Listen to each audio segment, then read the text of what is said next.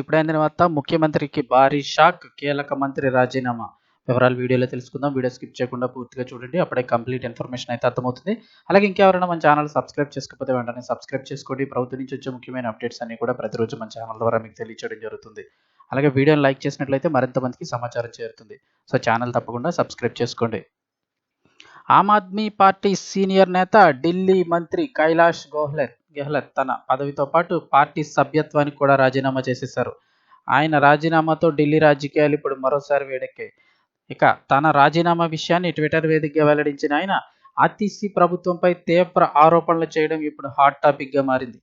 RTC ప్రభుత్వంలో అవకతవకలు జరుగుతున్నాయని, ప్రజలకు ఇచ్చిన హామీలను కూడా ప్రభుత్వం విస్మరించిందని ఆయన ఆరోపించారు.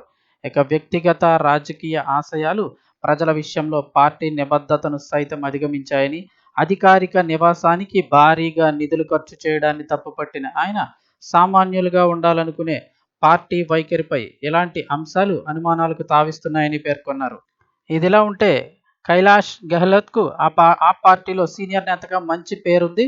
అరవింద్ కేజ్రీవాల్ తర్వాత ఆయనే ముఖ్యమంత్రి పదవి చేపడతారనే ప్రచారం కూడా అప్పట్లో సాగింది. కానీ అనూహ్యంగా సీఎం సీటు ఆతిశీకి దక్కడంతో ఆయన ఇప్పుడు సైడ్ లైన్ అయిపోయారు. సో ఇప్పుడైతే కనుక ఆయన రాజీనామా చేయడంతో పాటు పార్టీ సభ్యత్వానికి కూడా రాజీనామా చేసేసారు పదవితో పాటు. అంతేకాకుండా ప్రస్తుతం ముఖ్యమంత్రి అయిన ఆతిశీపై అయితే కనుక తీవ్ర ఆరోపణలు చేస్తున్నారు. అక్కడ ప్రభుత్వంలో అవకతవకలు జరుగుతున్నాయని.